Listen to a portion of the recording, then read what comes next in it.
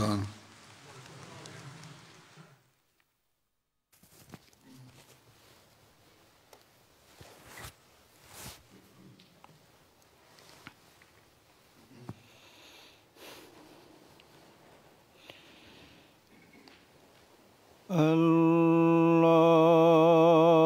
الله أكبر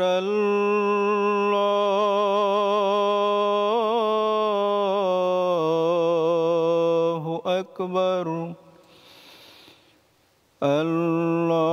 الله أكبر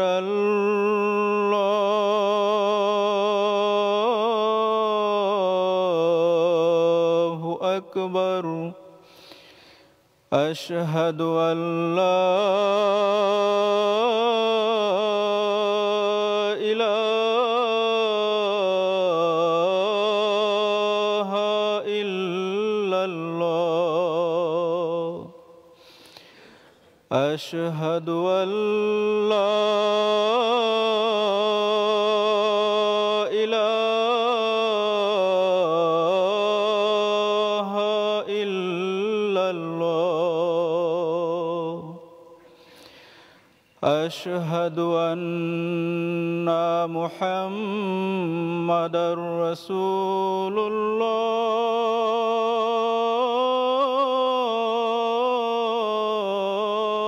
الله أشهد أن محمدًا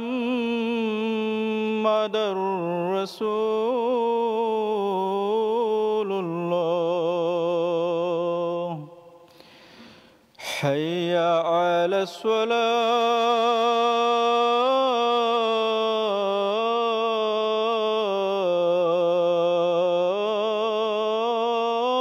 الصلاة حي على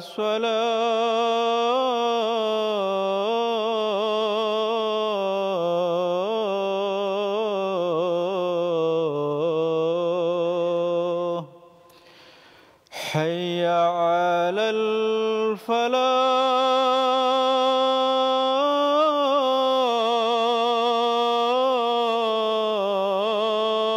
الفلاح حي على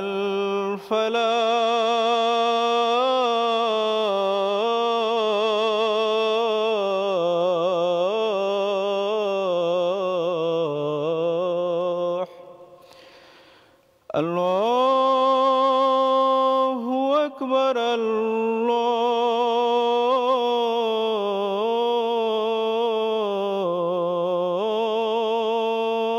الله أكبر لا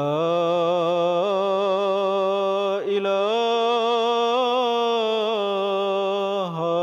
إلا الله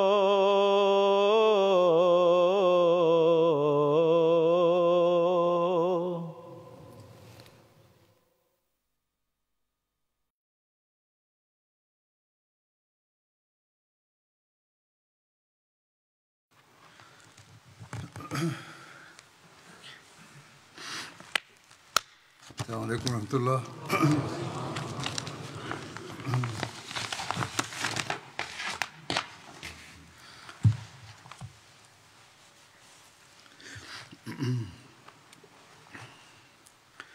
أشهد أن لا إله إلا الله وحده لا شريك له وأشهد أن محمدًا عبده ورسوله أما بعد فأعوذ بالله من الشيطان الرجيم بسم الله الرحمن الرحيم الحمد لله رب العالمين الرحمن الرحيم مالك يوم الدين إياك نعبد وإياك نستعين اهدنا الصراط المستقيم صراط الذين أنعمت غير المغضوب عليهم ولا الضالين.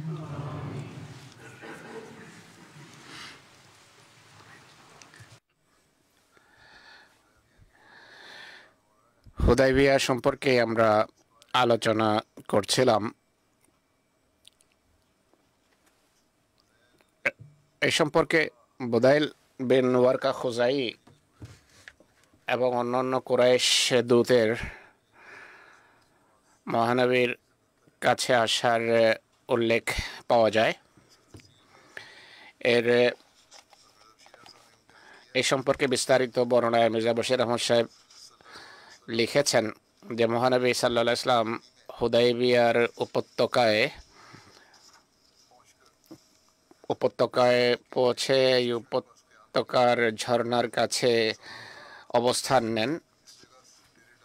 সাহাবীরা যখন সেখানে শিবির স্থাপন করে, হুজার এক প্রসিদ্ধ নেতা বুদাইল বিন ওয়ারকা যে পার্শ্ববর্তী এলাকায় বসবাস করত, কয়েকজন সাথী নিয়ে মহানবীর সাথে সাক্ষাতের উদ্দেশ্যে আসে। আর সে মহানবীর কাছে নিবেদন করে, মক্কার নেতারা যুদ্ধের জন্য প্রস্তুত, তারা কখনো আপনাকে মক্কায় প্রবেশ করতে দেবে না। হুজুর সাল্লাল্লাহু আলাইহি সাল্লাম বলেন, আমরা তো যুদ্ধের উদ্দেশ্যে আসিনি, শুধু উমরা করার উদ্দেশ্যে এসেছি। আক্ষেপ যে যদিও মক্কার কুরাইশকে যুদ্ধাগ্নি জ্বালিয়ে ভস্মীভূত করে রেখেছে, তা সত্ত্বেও এরা বিরত হয় না। আর আমি এদের সাথে সমঝোতা করার জন্য প্রস্তুত রয়েছি, অর্থাৎ তারা যদি আমার সাথে যুদ্ধ বন্ধ করে আমাকে স্বাধীন ছেড়ে দেয়, তাও আমি গ্রহণ করতে প্রস্তুত। কিন্তু তারা যদি আমার প্রস্তাব প্রত্যাখ্যান করে আর যুদ্ধাগ্নি প্রজ্বলিত করে রাখে, তাহলে আমিও সেই সত্তার কসম খাচ্ছি, সে সত্তার নামে শপথ করছে যার হাতে আমার প্রাণ, আমিও এই যুদ্ধ থেকে ততক্ষণ বিরত হব না যতক্ষণ হয়তো এই পথে আমি নিহত হব বা আল্লাহ আমাকে বিজয় দান করবেন। যদি এদের মোকাবেলায় আমি নিশ্চিহ্ন হয়ে যাই, তাহলে কাহিনীর অবসান ঘটবে। কিন্তু খোদা যদি আমাকে বিজয় দান করেন আর আমার নিয়ে আসা ধর্মকে আল্লাহ বিজয় দান করেন, বা এই ধর্ম যদি জয়যুক্ত হয়, তাহলে মক্কাবাসীদের ঈমান আনার বিষয়ে কোনো দ্বিধাদ্বন্দ্ব থাকা উচিত নয়। বুদাইল বিন ওয়ারকার উপর মহানবীর এই নিষ্ঠাপূর্ণ এবং বেদনাঘন বক্তৃতার সুগভীর প্রভাব পড়ে। সে হুজুর সাল্লাল্লাহু আলাইহি ওয়াসাল্লামকে বলে, আপনি আমাকে কিছুটা অবকাশ দিন, মক্কায় গিয়ে আমি আপনার বার্তা পৌঁছাতে চাই এবং মীমাংসার চেষ্টা করি। হুজুর তাকে অনুমতি প্রদান করেন। বুদাইল তার গোত্রের কয়েক ব্যক্তিকে সাথে নিয়ে মক্কার উদ্দেশ্যে যাত্রা করে। বুদাইল বিন ওয়ারকা যখন মক্কায় পৌঁছে, সে সেখানে পৌঁছে কুরাইশকে সমবেত করে বলে যে আমি সেই ব্যক্তি, অর্থাৎ মুহাম্মদ রাসূলুল্লাহর কাছ থেকে এসেছি, আর আমার সামনে মুহাম্মদ একটি প্রস্তাব রেখেছে, যদি তোমরা অনুমতি দাও আমি তা এখানে শোনাতে চাই। তখন কুরাইশের উত্তেজিত এবং দায়িত্বজ্ঞানহীন লোকেরা বলে যে আমি এই ব্যক্তির অর্থাৎ মুহাম্মাদের কোনো কথা শুনতে চাই না, কোনো কথা শোনার জন্য প্রস্তুত নয়। কিন্তু তাদের মাঝে বুদ্ধিমান এবং বিবেকবানরা বলে যে হ্যাঁ, প্রস্তাব যাই হোক, আমাদেরকে শোনাও। হুদাইল মহানবীর প্রস্তাব শোনায়। তখন উরওয়া বিন মাসউদ নামের এক ব্যক্তি, যে সাকিফ গোত্রের খুবই প্রভাবশালী গোত্র নেতা ছিল, সে সেখানে ছিল, দাঁড়িয়ে যায়। প্রাচীন আরবি রীতি অনুসারে কুরাইশকে সম্বোধন করে বলে, হে লোক সকল, আমি কি তোমাদের পিতৃস্থানীয় নই? সবাই উত্তর দেয় হ্যাঁ, অবশ্যই। তখন সে বলে, তোমরা কি আমার সন্তান তুল্য নও? তারা বলে হ্যাঁ, আমরা তোমার সন্তানের মতোই। তখন ওরা বলে, তোমরা কি আমাকে কোনোভাবে অবিশ্বাস করো? কুরাইশ বলে, মোটেই নয়। তখন সে বলে, তাহলে আমার মতামত হলো, এই ব্যক্তি অর্থাৎ মুহাম্মদ সাল্লাল্লাহু আলাইহি সাল্লাম আপনাদের সামনে একটা ভালো কথা প্রস্তাব হিসাবে রেখেছেন। আপনাদের উচিত সেই প্রস্তাব মেনে নেওয়া। আর আমাকে আপনাদের পক্ষ থেকে মোহাম্মদের কাছে গিয়ে আলোচনা করার অনুমতি দাও। কুরাইশ বলে যে হ্যাঁ, আপনি যেতে পারেন এবং তার সাথে আলোচনা করতে পারেন। रसूलुल्लाह सल्लल्लाहु अलैहि वसल्लम ने गया। রোয়া মহানবীর কাছে যায়। এর বিস্তারিত বিবরণ হলো, রোয়া মহানবীর কাছে আসে এবং বলে, হে মোহাম্মদ সাল্লাল্লাহু আলাইহি ওয়াসাল্লাম, আমি কাব বিন লুই এবং আমের বিন লুইকে হুদাইবিয়ার ঝর্ণার কাছে রেখে এসেছি। তাদের সাথে দুধের উট রয়েছে। তারা আহাবিশ কুরাইশের এক মিত্র গোত্র। এটি তারা আহাবিশ নামের পাহাড়ের পাদদেশে কসম খেয়েছিল, এই জন্য তাদেরকে আহাবিশ নাম দেয়া হয়েছে।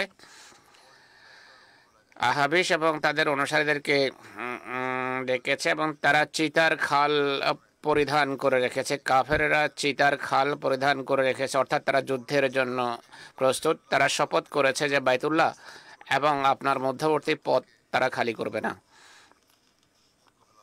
যতক্ষণ না আপনি তাদেরকে হত্যা করেন। অর্থাৎ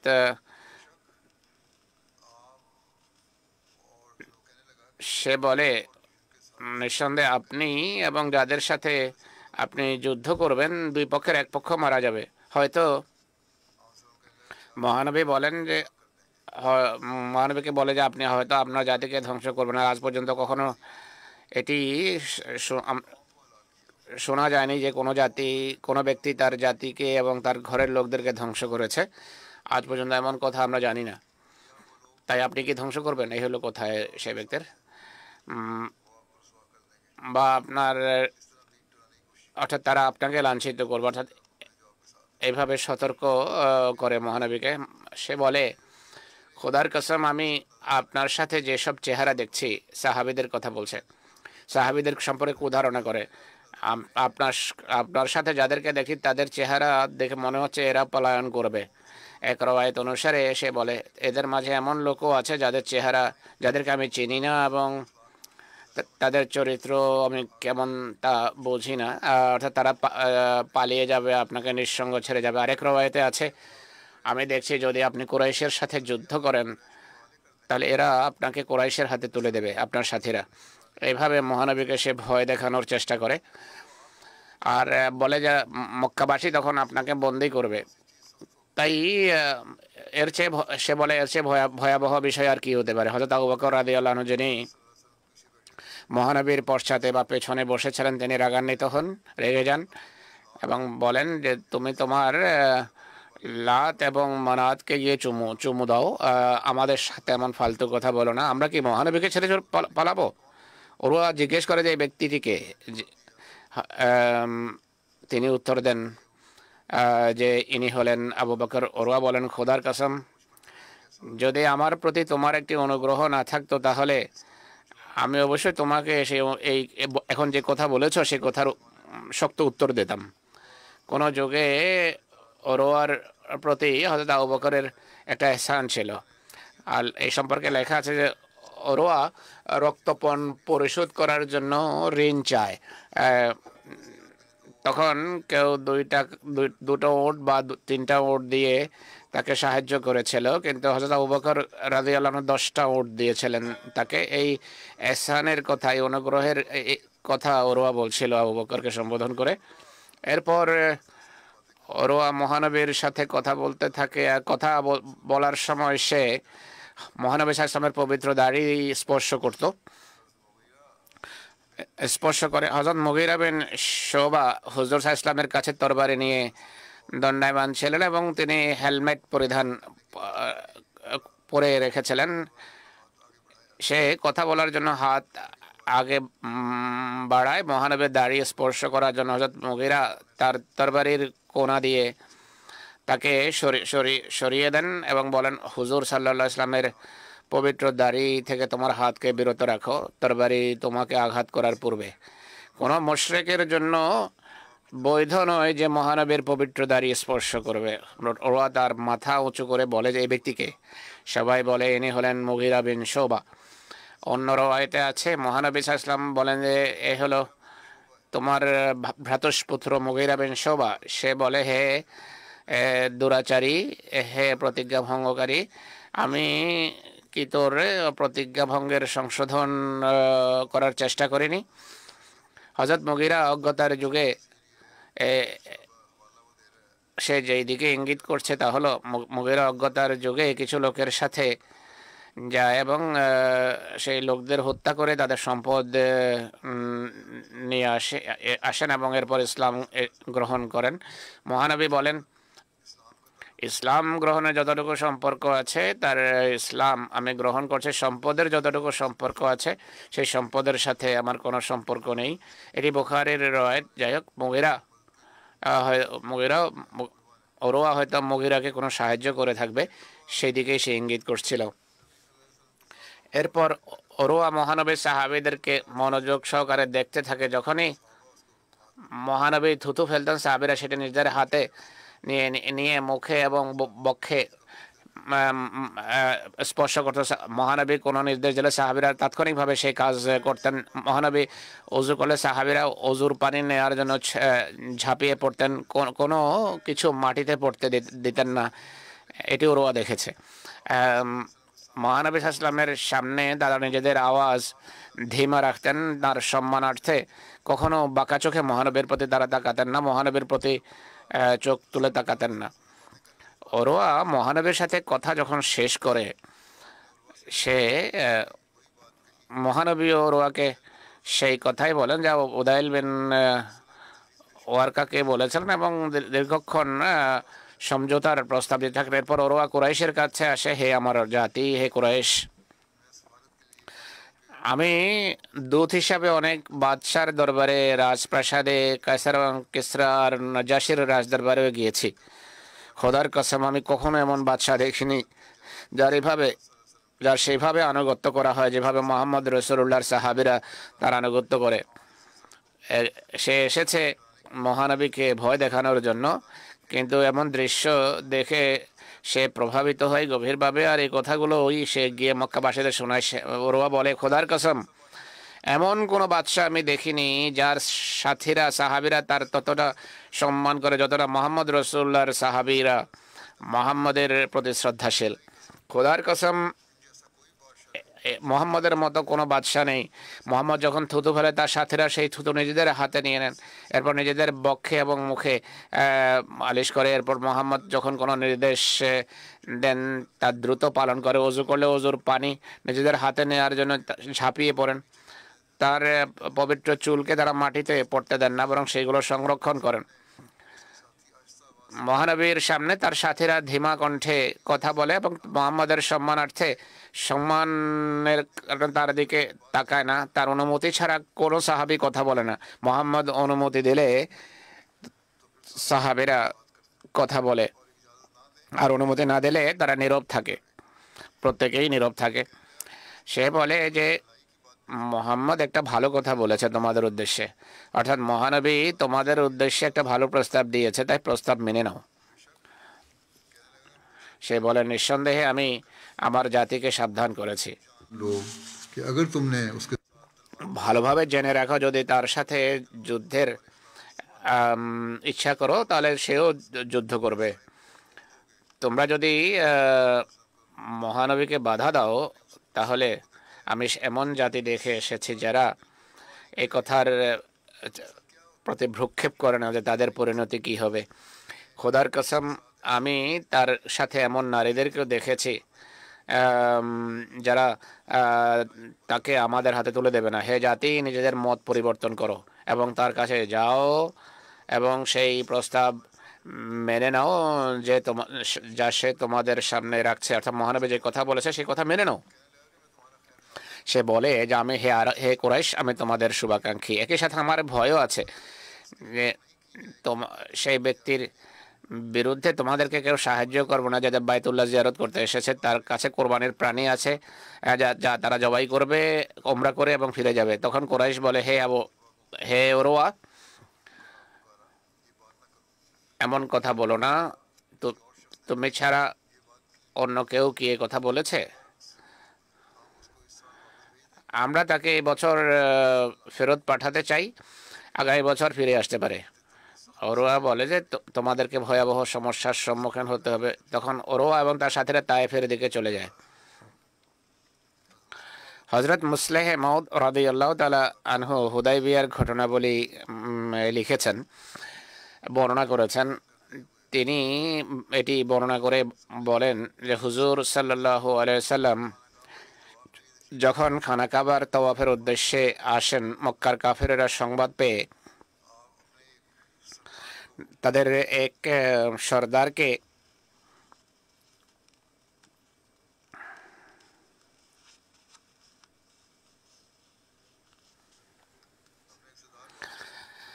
মহানবীর কাছে পাঠায়, গিয়ে কথা বলার জন্য যে এবছর আপনি তওয়াফ করবেন না।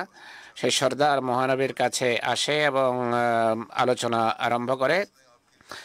কথা বলতে গিয়ে সে মহানবীর পবিত্র দাড়ি স্পর্শ করে যে আপনি এবার তওয়াফ করবেন না, অন্য অন্য পরের কোনো বছর এসে তওয়াফ করতে পারেন। হযরত মুসলিহ মাউদ বলেন, মহানবীর বা দাড়িতে হাত লাগানো এটি অসম্মানজনক কোনো কাজ ছিল না। এশিয়ার লোকদের রীতি হলো যখন কাউকে কথা মানাতে চায় তখন কাকুতি মিনতির নিদর্শন স্বরূপ যার উদ্দেশ্যে কথা বলা হচ্ছে তার দাড়িতে হাত লাগায় বা নিজের দাড়িতে হাত লাগিয়ে বলে যে দেখো আমি একজন সম্মানিত মানুষ, জাতির সর্দার আমি, আমার কথা মেনে নাও। সেই সর্দারও মিনতি করতে গিয়ে মহানবীর দাড়ি স্পর্শ করে। তখন এক সাহাবি এগিয়ে আসেন, তরবারির বাট দিয়ে পিটিয়ে আঘাত করে বলে যে তোমার নোংরা হাত পিছনে নিয়ে যাও। সর্দার যে বাট দিয়ে আঘাত করেছে তাকে চিনতে পেরে বলে তুমি কি সেই ব্যক্তি নও যার প্রতি আমি অনুগ্রহ করেছিলাম?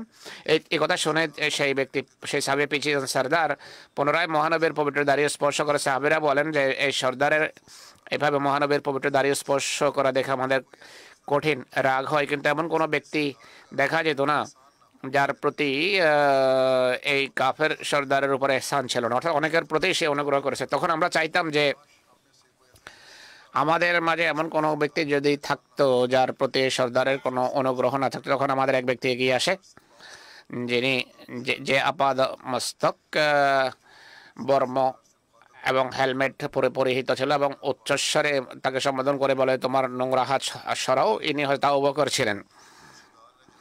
সর্দার তাকে চিনতে পেরে বলে হ্যাঁ, তোমাকে কিছু বলার আমার নেই, কেননা তোমার প্রতি আমি কখনো কোনো অনুগ্রহ করিনি। এরপর হুলাইস বিন আলকামা কেনআনী যিনি যে আহাবেশের সর্দার ছিল, আমি পূর্বেই বলেছি আহাবেশের কথা, আহাবেশ কুরাইশের মিত্র গোত্র ছিল।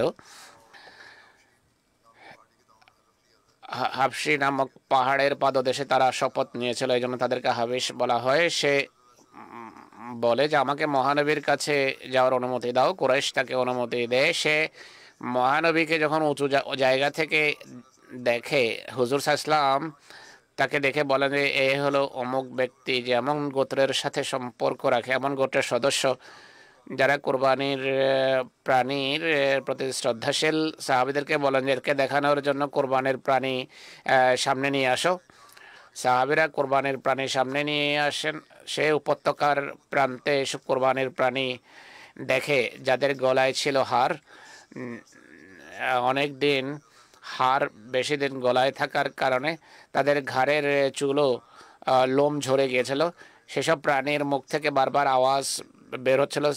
সাহাবীরা তালবিয়া পরে তাকে স্বাগত জানায়। সাহাবীরা সেখানে 15 দিন অবস্থান করেছিলেন, কোনো সুগন্ধিও লাগাননি, তাদের চুল ছিল বিক্ষিপ্ত বিচ্ছিন্ন। সেই ব্যক্তি এসব দেখে বলে সুবহান আল্লাহ, এদেরকে বাইতুল্লাহ থেকে বাধা দেওয়া উচিত নয়। সে ব্যক্তির হৃদয়ও নরম হয়ে যায়, মন গলে যায় তার সাহাবীদের এই অবস্থা দেখে এবং কোরবানির প্রাণী দেখে। সে বলে আল্লাহ তাআলা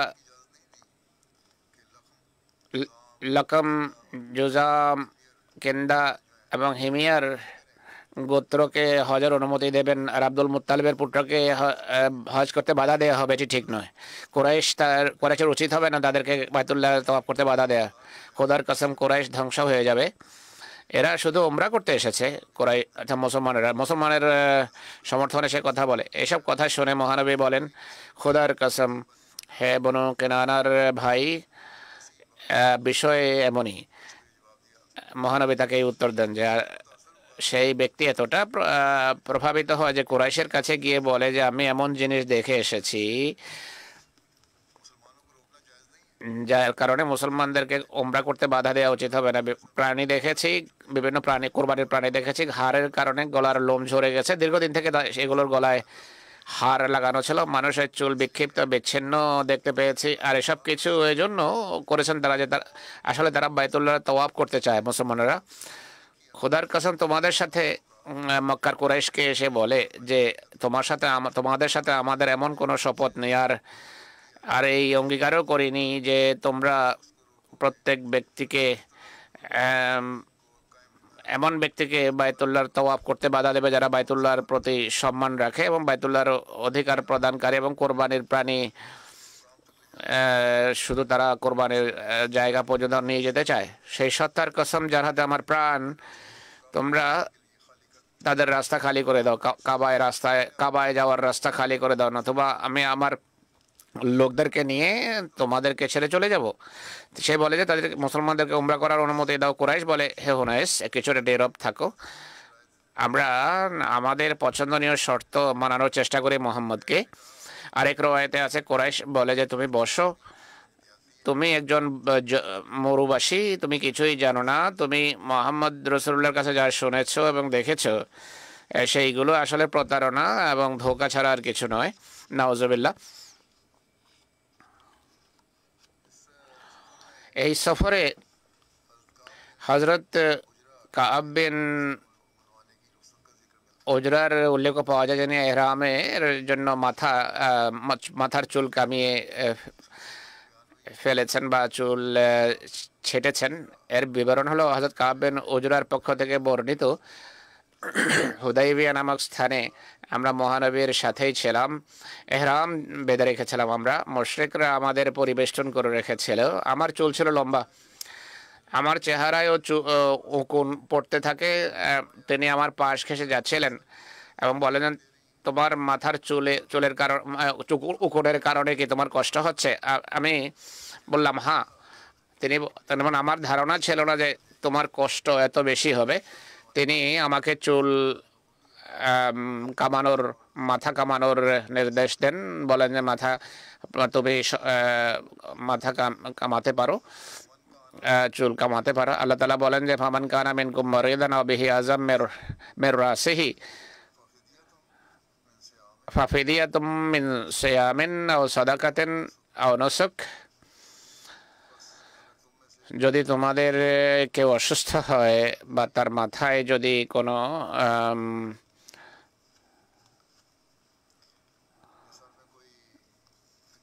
কষ্টদায়ক কিছু থাকে, তাহলে রোজা রেখে বা সাদকা দিয়ে বা কোরবানি করে ফিদিয়া দিতে হবে, কোরবানি স্বরূপ ফিদিয়া দিতে হবে। কষ্ট যদি হয় এমনটি করা যেতে পারে। মাথায় যদি কোনো রোগ থাকে, তাহলে কষ্ট থাকে, তাহলে এমনটি করা যেতে পারে। মেখরাজ বিন হাফসকে তখন কুরাইশ তাদের দূত হিসাবে যে পাঠিয়েছে এই উল্লেখও দেখা যায়। পূর্বে উল্লেখ করেছে কুরাইশের অনুমতি সাপেক্ষে অনেকেই মহানবীর কাছে দূত হিসাবে আসে তাদের পক্ষ থেকে বা আসতো। তাদের মাঝে মেখরাজ বিন হাফসের কথা উল্লেখ পাওয়া যায়। সে কুরাইশকে বলে যে আমাকে মুহাম্মদ সাল্লাল্লাহু আলাইহি ওয়াসাল্লামের কাছে যাওয়ার অনুমতি দাও। সে মহানবীর কাছে এসে মহানবীকে বলে যে এই ব্যক্তি মহানবী তাকে দেখে বলেন যে এক প্রতারক। রওয়ায়েতে পাপাচারী বা দুরাচারীও উল্লেখ রয়েছে তার জন্য। সে মহানবীর কাছে যখন আসে, মহানবী তাকেও সেই কথাই বলেন যা ওরু এবং বুদাইলকে বলেছিলেন। এরপর সে মক্কাবাসীদের কাছে ফিরে যায় আর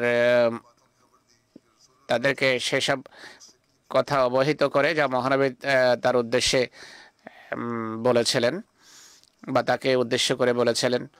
মহানবী সাল্লাল্লাহু আলাইহি ওয়াসাল্লামের এ বিষয়ে এ সম্পর্কে খিরাস বিন উমাইয়াকে কুরাইশের কাছে পাঠানোর উল্লেখ দেখা যায়, অর্থাৎ মহানবী এক দূত পাঠিয়েছিলেন। মোহাম্মদ বিন ইসহাক লিখেছেন, হুজুর সাল্লাল্লাহু আলাইহি সাল্লাম তার উটে হযরত খিরাস বিন উমাইয়াকে বসিয়ে কুরাইশের কাছে পাঠিয়েছেন। এই উটের নাম ছিল সালেব, যেন কুরাইশকে মহানবীর বার্তা পৌঁছাতে পারেন, সেই বার্তা পৌঁছাতে পারেন যে উদ্দেশ্যে তিনি এসেছেন। ইকরামা বিন আবি জাহল উটের পা কেটে ফেলে, উটের গোড়ালি কেটে ফেলে। ইকরামা সে মহানবীর প্রতিনিধিকেও হত্যার সংকল্প করে, কিন্তু আহাবিশ বাধা দেয়। তারা হযরত খিরাসকে চলে আসার সুযোগ করে দেয়। তিনি মহানবীর কাছে ফিরে আসেন এবং তার সাথে যা কিছু ঘটেছে তা মহানবীকে তিনি অবহিত করেন। যাই হোক, কুরাইশ অশান্তি বা শান্তি বিঘ্নিত করার সকল চেষ্টা করে, কিন্তু মহানবী তাদেরকে মার্জনা করেন। এর বিস্তারিত বিবরণ তুলে ধরতে গিয়ে মির্জা বশির আহমদ সাহেব এক জায়গায় লিখেছেন যে মক্কার কুরাইশ শুধু এতটাই দুর্ব্যবহার করেনি, বরং ক্রোধে অন্ধ হয়ে তারা মহানবী এবং সাহাবীরা যেখানে মক্কার এত নিকটে এবং মদিনা থেকে এত দূরে, তারা ভাবে যে এদের উপর হামলা করে যতটা সম্ভব তাদের ক্ষতি করা যায় করা উচিত। এই উদ্দেশ্যে 40-50 ব্যক্তির একটি দল হুদাইবিয়ার উদ্দেশ্যে তারা প্রেরণ করে। আলোচনার পর্দার অন্তরালে যা উভয় পক্ষের মাঝে চলছিল, তারা বলে যে তোমরা সুযোগ সন্ধানে থাকো, সুযোগ পেলেই মুসলমানদের ক্ষতি করবে। কোন কোন রওয়ায়াত থেকে এটিও জানা যায় যে এরা সংখ্যায় ছিল 80, আর কুরাইশ তখন মহানবীকে হত্যা করারও ষড়যন্ত্র করেছিল, কিন্তু খোদার কৃপায় মুসলমান চৌকস ছিলেন। কুরাইশের এই ষড়যন্ত্রের রহস্য মোচিত হয়ে যায়, তাদের সবাইকে গ্রেফতার করা হয়। মুসলমানরা মক্কাবাসীদের এই অপকর্ম, সম্মানিত মাসে মুসলমানদের কুরাইশের অপকর্ম এবং হারাম এলাকায় তাদের এই অপকর্মের কারণে মুসলমানরা খুবই উত্তেজিত হন, কিন্তু হুজুর সাল্লাল্লাহু আলাইহি ওয়াসাল্লাম এদেরকে ক্ষমা করেন এবং শান্তি সন্ধির পথে কোনো কিছু যেন বাদ সাধতে না পারে সেই চেষ্টা করেন। আরও একটি প্রসিদ্ধ ঘটনা আছে, হযরত ওসমান রাদিয়াল্লাহু তাআলা আনহুকেও দূত হিসেবে মহানবী সাল্লাল্লাহু আলাইহি ওয়াসাল্লাম পাঠিয়েছিলেন।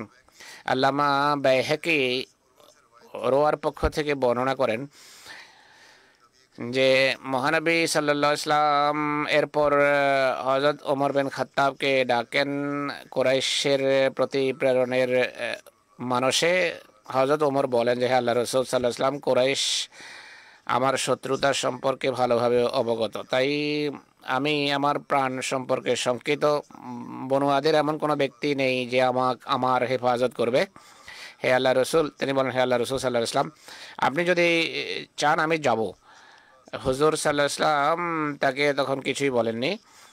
হযরত ওমর বলেন যে, হে আল্লাহর রাসূল সাল্লাল্লাহু আলাইহি ওয়াসাল্লাম, আমি আপনাকে এমন এক ব্যক্তির কথা বলতে চাই মক্কায় যিনি আমার চেয়ে বেশি সম্মানিত, আর তার পরিবারও অনেক বড়, যারা তার হেফাজত করবে, আর তিনি আপনার বার্তা বা বাণী যা আপনি চান পৌঁছাবেন। আর সেই ব্যক্তি হলেন হযরত ওসমান বিন আফফান।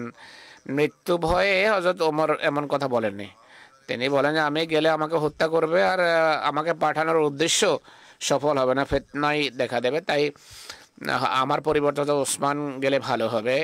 যাই হোক, মহানবী হযরত ওসমানকে ডাকেন এবং বলেন, কুরাইশের কাছে গিয়ে তাদের সংবাদ দাও, বলো যে আমরা যুদ্ধ করতে আসিনি, উমরা করতে এসেছি।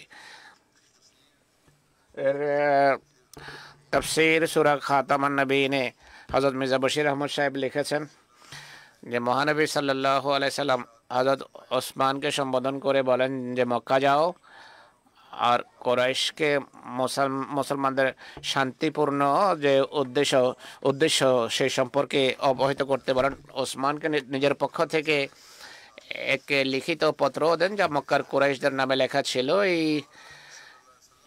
এতে মহানবী সাল্লাল্লাহু আলাইহি সাল্লাম তার আসার উদ্দেশ্য বর্ণনা করেছেন আর কুরাইশকে নিশ্চয়তা দিয়েছেন, আমাদের নিয়ত এবং উদ্দেশ্য হলো শুধু ইবাদত করা, আর আমরা শান্তিপূর্ণভাবে ওমরা করে ফিরে যাব।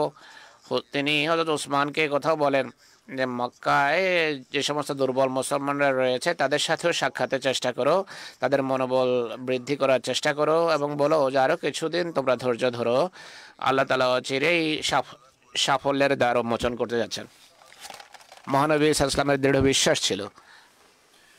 এই বাণী নিয়ে হযরত উসমান মক্কায় যান এবং আবু সুফিয়ানের সাথে সাক্ষাৎ করে, যে সেই যুগে মক্কার সবচেয়ে বড় নেতা ছিল আর হযরত উসমান এর নিকটাত্মীয় ছিল।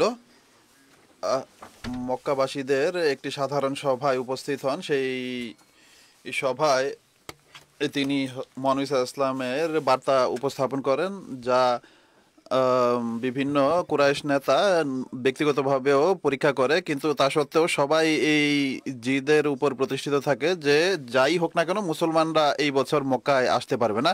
হযরত উসমান জোর দেওয়ার পর কুরাইশরা বলে যে যদি তোমার অধিক শখ হয়ে থাকে তাহলে আমরা তোমাকে ব্যক্তিগতভাবে বাইতুল্লাহ প্রদক্ষিণের অনুমতি দিচ্ছি, কিন্তু এর বেশি আমরা করতে পারবো না। হযরত উসমান বলেন যে এটি কিভাবে হতে পারে, মহানবী সাল্লাল্লাহু আলাইহি ওয়াসাল্লাম মক্কার বাইরে থেকে ফিরে যাবেন আর আমি কাবা তওয়াফ করব।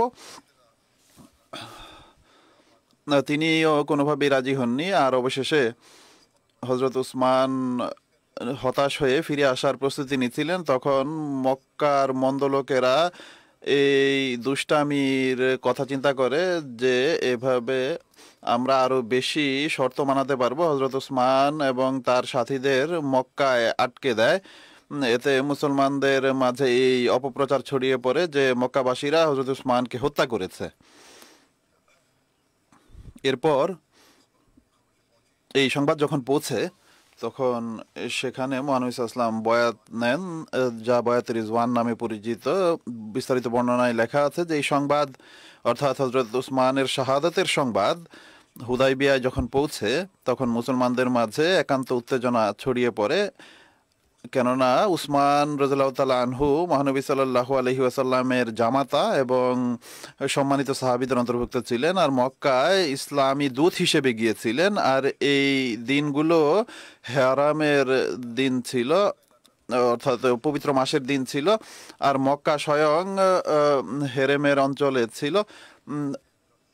মহানবী সাল্লাল্লাহু আলাইহি ওয়াসাল্লাম এই কথা শুনে সবাইকে একটি বাবলা গাছের নিচে ডাকেন, আর সবাই যখন একত্রিত হয় তখন মহানবী সাল্লাল্লাহু আলাইহি ওয়াসাল্লাম এই সংবাদ এর কথা বলেন যে এই সংবাদ যদি সঠিক হয় তাহলে খোদার কসম আমরা এখান থেকে ততক্ষণ পর্যন্ত দূরে সরব না যতক্ষণ উসমানের হত্যার প্রতিশোধ না নিয়ে নেই। এরপর তিনি সাহাবীদের বলেন যে আসো আর আমার হাতে হাত রেখে ইসলামী বয়াতের পদ্ধতির ন্যায় এই অঙ্গীকার করো যে তোমাদের কেউ পৃষ্ঠ প্রদর্শন করবে না আর নিজেদের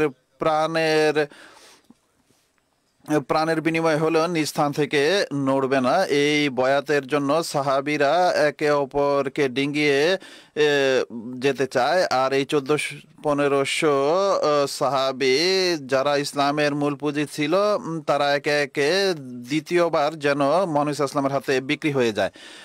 যখন বয়াত হয় তখন মহানবী সাল্লাল্লাহু আলাইহি ওয়াসাল্লাম নিজের বাম হাতের উপর ডান হাত রেখে বলেন যে এটি উসমানের হাত, কেননা সে যদি এখানে থাকতো তাহলে অবশ্যই এই পবিত্র উপলক্ষে কখনোই পিছে থাকতো না, কিন্তু এখন সে খোদা এবং তার রাসূলের কাজে ব্যস্ত।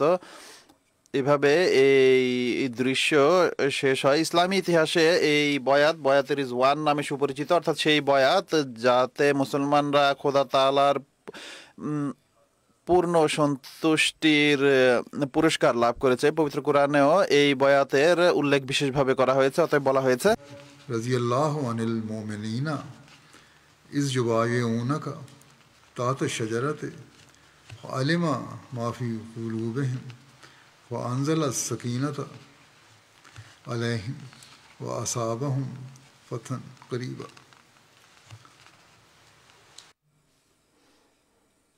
অর্থাৎ আল্লাহ তাআলা সন্তুষ্ট হয়েছেন মুসলমানদের উপর যখন কিনা হে রাসূল সাল্লাল্লাহু আলাইহি ওয়াসাল্লাম তারা এক গাছের নিচে তোমার হাতে বয়াত করছিল, কেননা এই বয়াতে এর ফলে তাদের হৃদয়ের গুপ্ত সত্যনিষ্ঠা খোদার কাছে প্রকাশ পেয়েছে। অতএব খোদা তাআলাও তাদের প্রতি প্রশান্তি অবতীর্ণ করেন আর তাদেরকে নিকটের বিজয়ের পুরস্কার দান করেছেন। সাহাবীরাও সর্বদা এই বয়াতকে অনেক গর্বের সাথে এবং ভালোবাসার সাথে বর্ণনা করতেন আর তাদের অধিকাংশই পরবর্তীতে আগমনকারী লোকদের বলতেন যে তোমরা তো মক্কা বিজয়কে সবচেয়ে বড় মনে করো, কিন্তু আমরা বয়াতে রিজওয়ানকে এই সবচেয়ে বড় বিজয় মনে করি। আর এতে কোনো সন্দেহ নেই যে এই বয়াত নিজের সমস্ত প্রভাব সহ অনেক বড় এক বিজয় ছিল। এটি শুধু ভবিষ্যৎ বিজয়ের দ্বার উন্মুক্ত করেনি, বরং এর মাধ্যমে ইসলামের সেই এই প্রকৃত প্রেরণা যা মুহাম্মদের ধর্মের প্রকৃত কেন্দ্র ছিল, তার জন্য ইসলামের অনুসারীরা নিজেদের আমল দ্বারা এটি প্রমাণ করেছে যে তারা নিজেদের রসুলকে এবং এই রসুলের আনিত সত্যর জন্য সমস্ত ক্ষেত্রে এবং প্রতিটি পদক্ষেপে নিজেদের জীবন কুরবানি দিতে প্রস্তুত। এই কারণে সাহাবীরা বয়াত রিজওয়ানের উল্লেখ করার সময় বলতেন যে এই বয়াত মৃত্যুর অঙ্গীকারের বয়াত ছিল, অর্থাৎ এই জন্য বয়াত ছিল যে প্রত্যেক মুসলমান ইসলামের খাতিরে এবং ইসলামের সম্মানের খাতিরে নিজেদের জীবন বিসর্জন দিতেও প্রস্তুত থাকবে, কিন্তু কখনোই পিছপা হবে না। আর এই বয়াতের আরেকটি বিশেষ প্রভাব ছিল যে এই অঙ্গীকার শুধু মুখের একটি সাময়িক বাক্য ছিল না যা সাময়িক উত্তেজনার ফলে করা হয়েছে, বরং হৃদয়ের গভীরতা থেকে এই আওয়াজ উদ্ভূত হয়েছে যার পেছনে মুসলমানদের পুরো শক্তি এক মূল কেন্দ্রে এসে একত্রিত হয়েছিল। হযরত উসমানের শাহাদাতের সংবাদ এবং বয়াত রিজওয়ানের উল্লেখ হযরত মুসলিম মাউদ রাদিয়াল্লাহু তাআলা আনহুও করেছেন। তিনি লিখেন নিজের এক খুতবায় তিনি বলেন যে বক্তৃতায় তিনি বলেন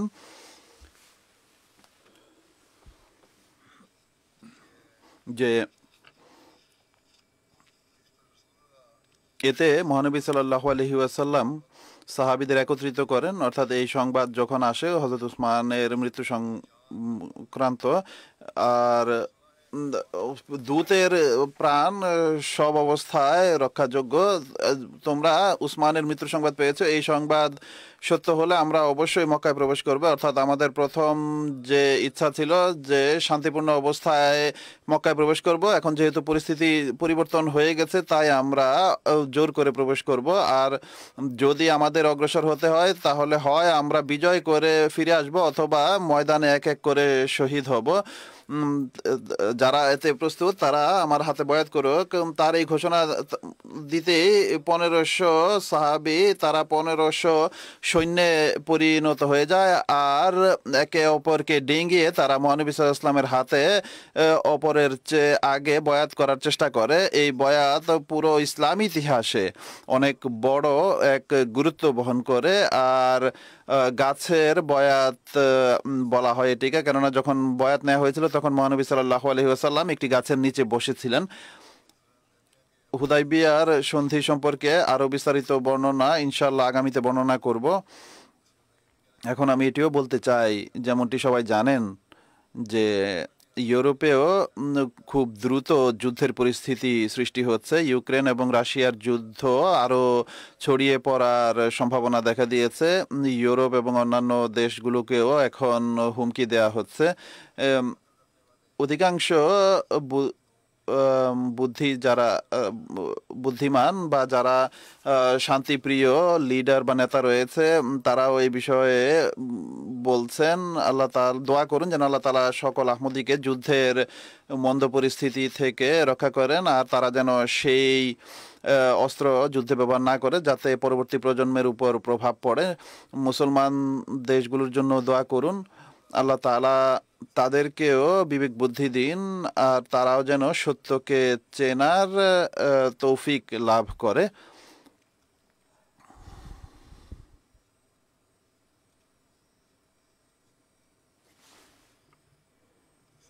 দ্বিতীয়ত এদিকেও দৃষ্টি আকর্ষণ করতে চাই যে এই যে পরিস্থিতি যেভাবে দ্রুত মন্দের দিকে যাচ্ছে, এসব মন্দের কারণে পূর্বেই মানুষের এদিকে মনোযোগ আছে, কিন্তু পুনরায় আমি স্মরণ করাচ্ছি যে নিজেদের ঘরবাড়িতে 2-3 মাসের প্রয়োজনীয় সামগ্রী রাখার চেষ্টা করুন, কিন্তু মূল বিষয় হলো আল্লাহ তাআলার সন্তুষ্টি অর্জনের চেষ্টা করুন, তার সাথে সম্পর্ক বৃদ্ধির চেষ্টা করুন, তার সম্পর্কের ক্ষেত্রে এগিয়ে যাওয়ার চেষ্টা করুন। আল্লাহ তাআলা আমাদের সবাইকে সেই তৌফিক দান করুন।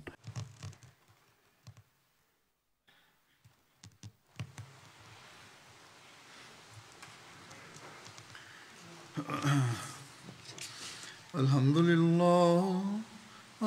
لله نحمده ونستعينه ونستغفره ونؤمن به ونتوكل عليه ونعوذ بالله من شرور أنفسنا ومن سيئات أعمالنا من يهده الله فلا مضل له ومن يضلل فلا هادي له ونشهد أن لا إله إلا الله ونشهد أن محمدا عبده ورسوله عباد الله رحمكم الله إن الله يأمر بالعدل والإحسان وإيتاء ذي القربى وينهى عن الفحشاء والمنكر